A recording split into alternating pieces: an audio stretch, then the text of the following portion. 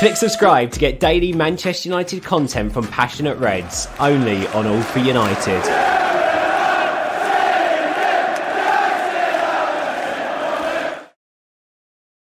Welcome everybody to the opposition preview here on All for United. I am your host Grant, and we're going to be previewing the upcoming Manchester derby on Sunday with our great friend Stephen, known as Esteemed Kompany on Twitter, talking about Manchester City. Stephen, how you doing, my good man? I'm good, mate. Yourself? Yeah, I'm keeping very well. It's very dreary here in the northeast of Scotland, but it looks a lot brighter for you.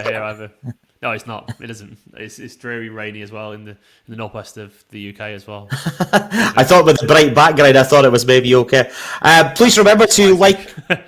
No worries. Please remember to like and subscribe on All for United.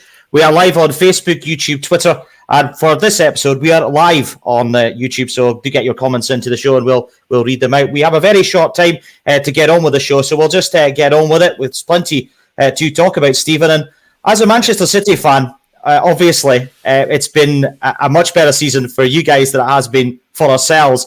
But the last few games have certainly been very intriguing as a Manchester City fan, because obviously losing that match against Tottenham in the Premier League, but backing it up with a win in the FA Cup against Posh in Tuesday night. What have you made of City over the last few games? Not at our best, to be honest, mate. I'm not panicking yet or anything like that. It's just one of those spells where a team can be off for a few games. If it turns into something more serious, and fair enough. But I'm probably not going to get upset in Spurs doing what they always do to us. Spurs just have this curse over us. So essentially, that was all sort of expected. So didn't hope it happened, but it's sort of expected. I mean, more concerning, I guess, is more the pattern. You know, even then, I've said I'm not fully concerned, but we haven't been great against Spurs, and we weren't great against Everton. And Peterborough was a bit of a drudge as well, really. It wasn't like the best performance we played, and I guess the signs currently that City are just kind of getting the job done as opposed to shining, and that's fine. You know, like every great team goes through spells like that, and I've seen City do that before in the midst of massive winning streaks. So I'm not going to sit here and complain. And I guess it's also worth remembering the only perception that City of this form isn't too great is because they lost the first game since October domestically against Spurs. So it's worth remembering why we're having the conversation about City's form, because they've been so brilliant. So I'm not too nervous, but keeping an eye on it. I mean, Liverpool have been on such phenomenal form themselves and really putting Manchester City under enormous pressure. They won the Carabao Cup on Sunday. Do you guys feel that pressure as a supporter? From an outside looking at it, seems like it's going to be a really big battle for the title. We've been here before many times, so we've been the hunter and the hunted, and I have to trust the team for it. I mean, yeah, it's definitely added a little bit of an edge to it all. I can't deny that, and of course, you know, there's a small part of me who understands how football can do these stories. Is thinking, is it going to be like the 18-19 season where we chase them down, but in reverse? And that obviously, you know, that sits at the back of your mind. So yeah, I'm a little bit nervous about that potentially happening, but at the same time, this team has absolutely earned the Man City fans' respect, because they time and time again go on these insane winning streaks. This City team seems to have a habit of just putting 10 wins together in a row, and I guess I keep reminding myself that, you know, the only reason there may be any concern is that when we do lose a game or drop points, it's so rare that it feels like a disaster when it's the most normal thing in football. But Liverpool as well, I've got to give them credit. I can't really see them winning. You know, I can't even remember how many games left in the Premier League. I've got to quickly check now. But Liverpool, they've got 12 games left. 11 games. Sorry? 11 games. Yeah. But if Liverpool win, you know, they've won. I don't know how many they've won in a row, but they've won at least the last 5. And if they win all the 12, that means they've won 17 in a row. And at that point, you got to go, well, they deserve to win the league, you know. So there's not much you can do about that.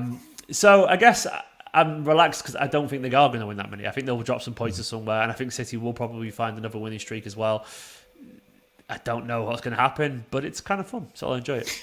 The one thing that intrigues me about Man City, Stephen, is the fact that, you know, 64 Premier League goals scored so far this season, but nobody's really running away with it in terms of being the person that's scoring all the goals. Sterling's got double figures, Mahrez has got 8, Foden, Kevin De Bruyne and Bernardo Silva have got 7, and other players are chipping in with goals as well. Is that the mark of a very successful team? I think yes and no. Many successful teams have players who scored 30 goals a season or whatever, and also there'll be many naff teams who have players where the goals are spread out amongst them. Because of how many times do we see a side get relegated because their strikers don't score enough goals, and it was more around the team. But yeah, I guess it's interesting to note that City, they don't rely on one player. I mean, to be honest as well, I think if you look around the Premier League, we're in an era where strikers aren't really scoring a lot of goals. I mean, the top goal scorer right now, 20-odd games of the season, is Salah with 19. And after that, it's Diego Jota with 12.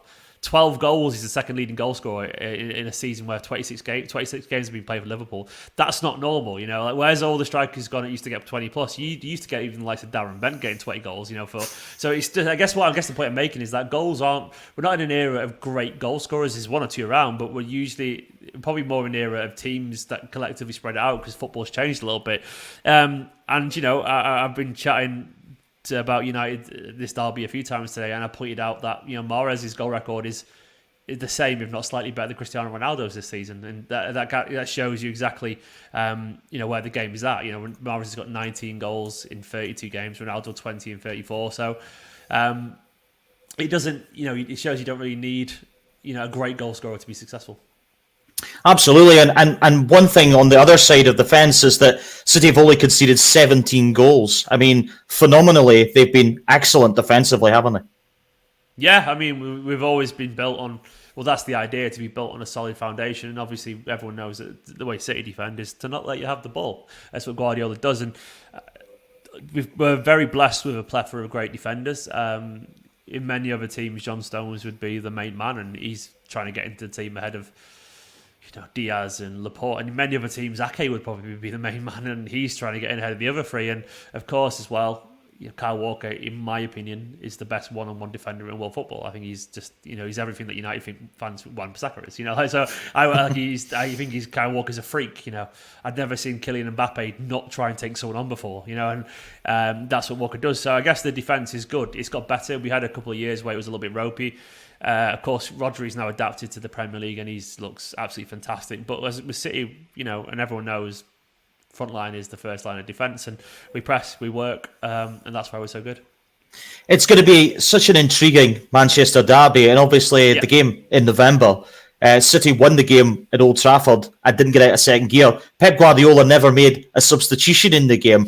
What's your memories of that game? Because I remember watching the game and being, as a United fan, particularly embarrassed at how easy it was for City.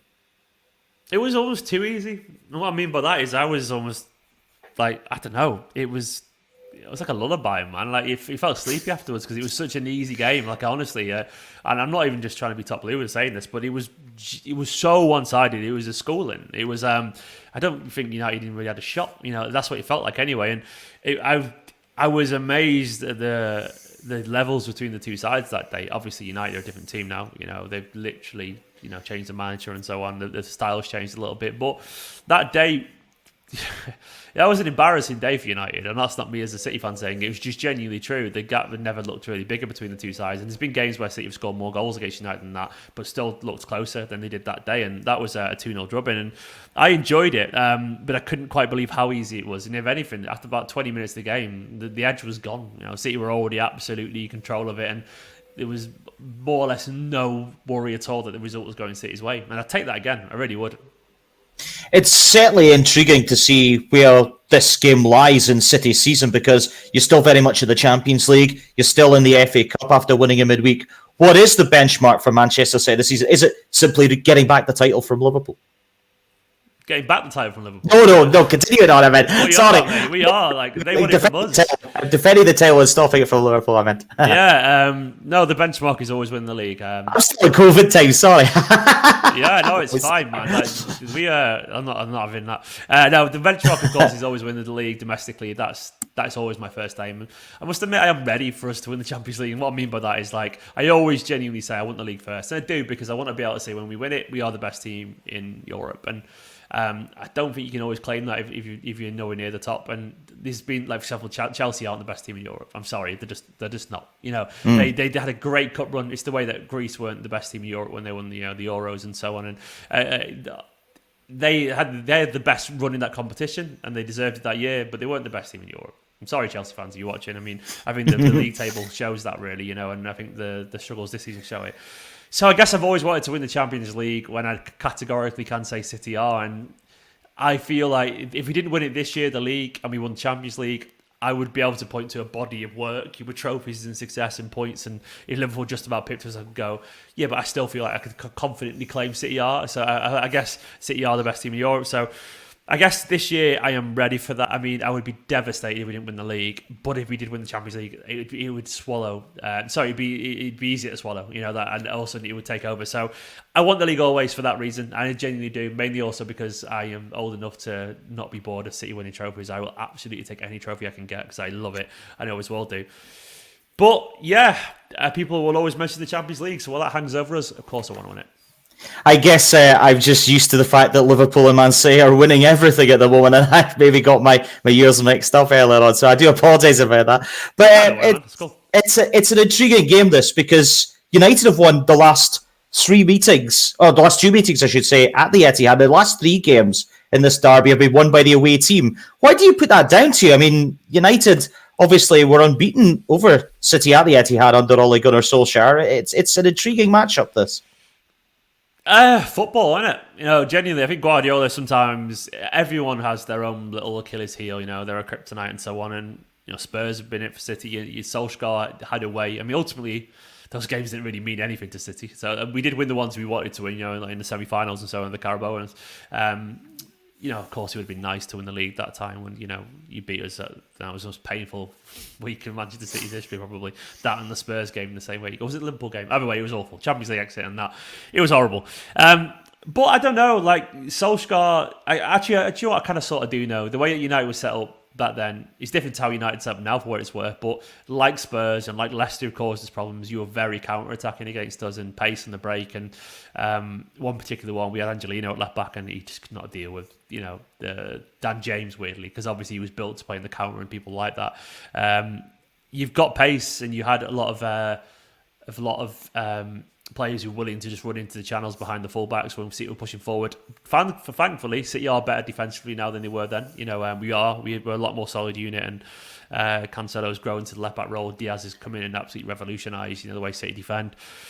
But United, I guess it was weird. I think maybe United accepted they were the underdogs. And there was an element of United just sitting back and playing to their strengths. And Guardiola, I think, showed a little bit too much to respect United. Guardiola does do this sometimes where he's enthralled to the status, and he does get through to him. It's a small flaw, and it's fine. And we all have our own little moments like that. But I do think he showed a little bit too much respect to United at times. And this season, he didn't. This season, we went and played our own game and absolutely bitched United, if we're being honest. But I kind of do want to see City do that again. Don't try and change it for United. Play your best side. Play the strongest side. Play how you want and impose yourselves. And I'm hoping and feel it should be different this year. And Akil's made an interesting point, which is kind of what I was alluding to. Would you be more confident as a City fan taking on a United side match by Rangnick in comparison with Ole as a counter-attack United team will be more suited to punishing City than the high-pressing one? I've not played a Rangnick side yet, so I don't really know. I mean, I know you're definitely a little bit better. I guess what I'm asking is, what have you made of Rangnick since he's come in, and also how do you think he's going to set the team up? I'm not going to sit and pretend, Grant, that I watch United. I just don't give a shit. like in the best possible way. I'm too busy thinking about Man City. That's very fair enough. I still laugh at the results because they're good fun for me as a City fan. I know I've caught you here and there. I've caught you here and there. And you do seem to control the ball a little better. And you're not quite as a counter-attacking side as you used to be. You're creating more chances in the opposition, unless it's against a team like Atletico, who were just better than United that day. United did well to get a draw out of that. You do seem a little bit more defensively solid. You're not conceding stupid goals constantly. You're not perfect still. But I think I probably am less nervous about playing the way Rangnick plays against us, because I think you're trying to do not a similar thing, but more of a City thing than Solskjaer did. Control the play a bit more, press a little bit more. City are better than that, United, much better. Whereas the teams, once again, that have joy against us are counter-attacking teams. Are Leicester, who utilise the pace of, Vardy or whatever, or, Spurs, who have Kane, who can play to Son or Moura or whatever.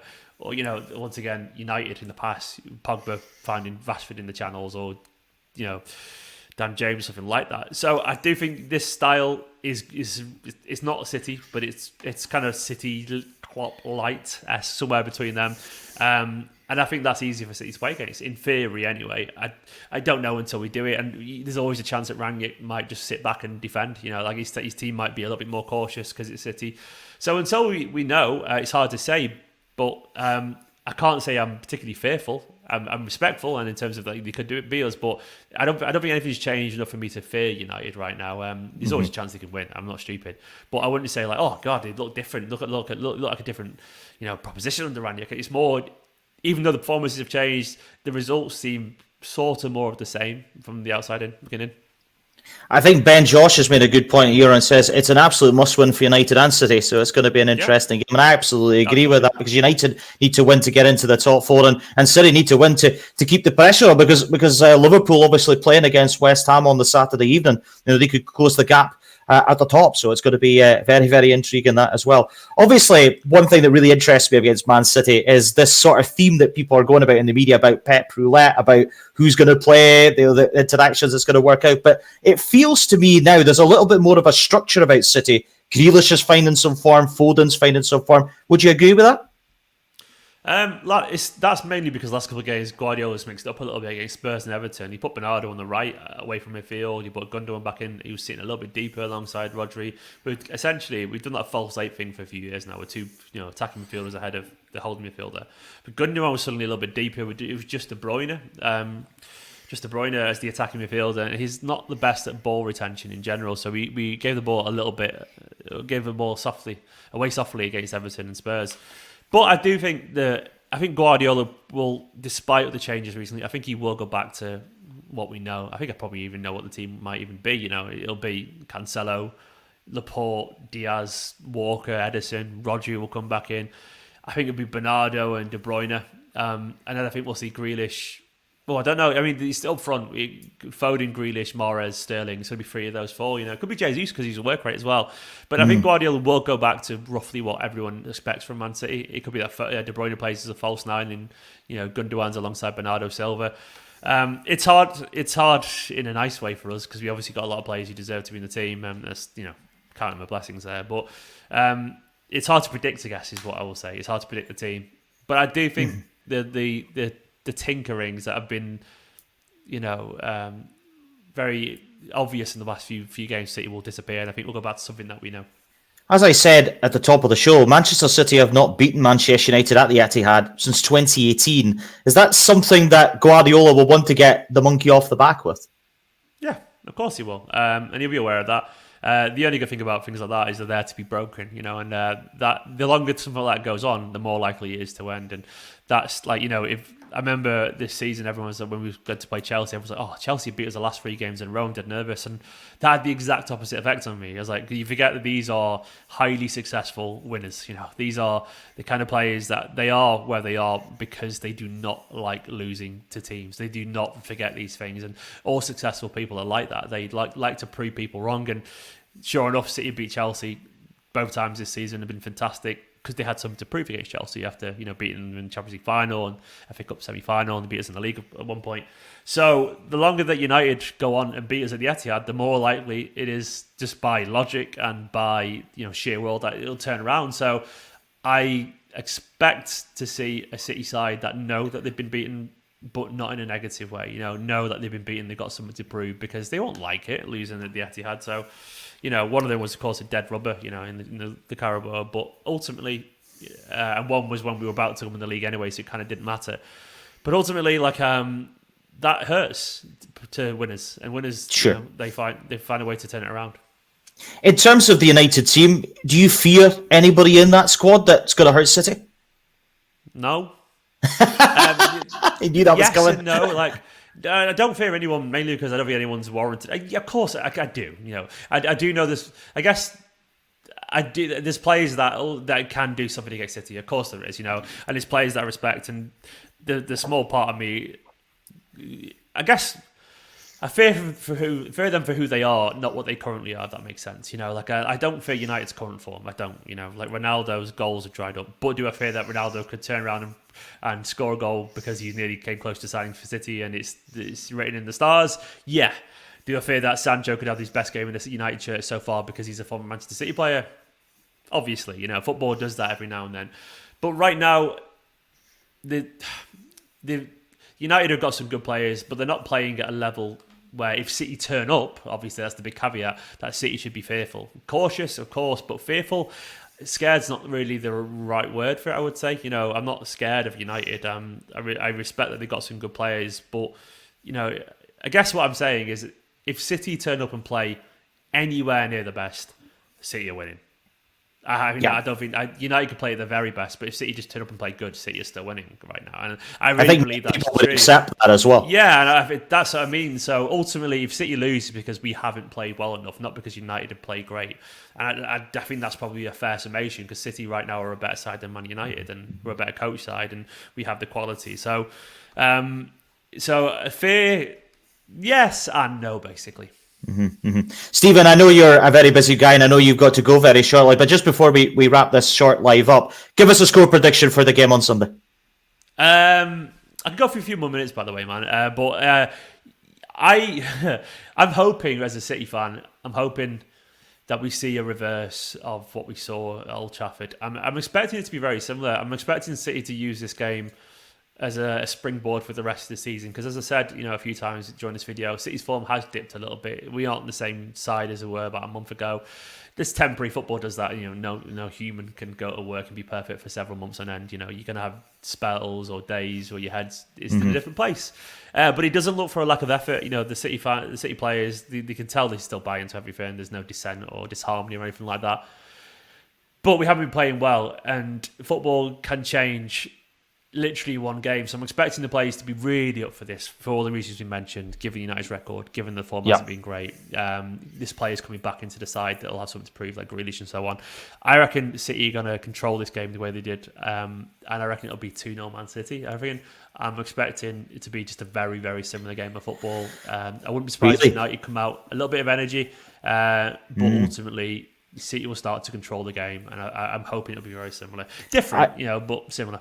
I just think that United simply cannot be any worse than the reverse fixture early in the season, but that is just me. I mean, the be better, but I still optimist think in me thinks we'll get a draw, but that is just being on a wing and a prayer on that. I genuinely think, and you got every right to feel that way. Yeah, City aren't playing well at the moment, but it's hard to bet against your team in a derby. Yeah, unless you play it's hard. I mean, it's painful for me to talking to a City fan and saying, "Oh, I don't think United will win," but I would bite your hand off for a draw, and I'm sure people watching this will feel exactly the same. But it's going to be an interesting game because I feel that the first goal could be very important on Sunday. Yeah, massively, mate. Well, it just is. It sets the tone. Because if United score first, I think City might find it tricky to get back in the game. We've seen in the past that the Spurs game is a great example. When Spurs went in front, City was scrambling a little bit. Yeah, no, you're absolutely right. I mean, as well as it's touched on, City's form isn't great. There might be a sense of deja vu. We've been here before. United have been shite this season, but still, they've got a goal against us and they're beating us at the Etihad. It's like a familiar tale. And humans remember that kind of stuff, and it seeps into your confidence. And here we go again. And you can be defeated before the game's even got underway, if you can see it early on, because it's just obviously the tale's set, the narrative's set, and it's why sport, we love it, because it does these kind of things. That first goal, having said that, the exact opposite. If City score, I think United fans universally will be incredibly nervous, because going ahead in a game like this. The sofa. Sorry? I think I might be hiding behind the sofa. Yeah, exactly. Yeah, I mean, once again, it could be like we're City, as I said, City aren't playing particularly well. I hope, from my City perspective, that this could be the game. If we get an early goal, we could sense blood, and I'm really hoping this could be the thing that reawakens us a little bit, because we do need a little kick up the arse, and an early goal against United could spark City into life big time. So that's what I'm hoping for. And obviously, we talked about this earlier on, the league being the butter, obviously trying to defend the title. But, you've got the Champions League as well. You're looking like you're going to be comfortably beating Sporting Club with a big advantage. Do you think you could go deep in the Champions League? Yeah. I mean, I always genuinely believe if you can get to the final, you're proving you can win the competition. Do you think you can win it? Final. Well, obviously we can win it. I mean, we got to the final. If you get to the final, you can win the competition. Like it's just logic, because once you get, it's a 90 minutes game and anything can happen on the day. But you're proving you're good enough to go all the way. And I genuinely, that's not me just trying to sell myself as a City fan. I think it's the same for anyone. If you can get to the last game of the season and you're there in it, at that point it's just a head-to-head. So like, you play that game again, and City probably win it. Play it again, play it another 10 times, City probably win it more than Chelsea do. And it's just, and that's not trying to trying to downplay it, but City have clearly proven that they can get there. And remember Liverpool, before they won the Champions League, they got to the final, pain. Then they went there the next season with a determination to win it. And I'm not saying City are going to, but I think for the first time, genuinely, I think the fact that City are favourites is justified, because we got there, as we did. We got there to the final now, and that, of course, as I was talking about earlier, is a motivation for players who've been so close. That's the kind of stuff that it keeps fans up, at night, but it keeps the players up as well, because once again, they are winners, and that the best they remember, they did not forget. So I absolutely think City can win it. Do I think they will? I don't know, but I would not be surprised if we did this season. And it's the first time I've really strongly felt that conviction, mainly because the biggest hurdle for us was getting there, and once we've been there, we can do it again. There's no fear in the semi-finals anymore. You got to bear in mind as well.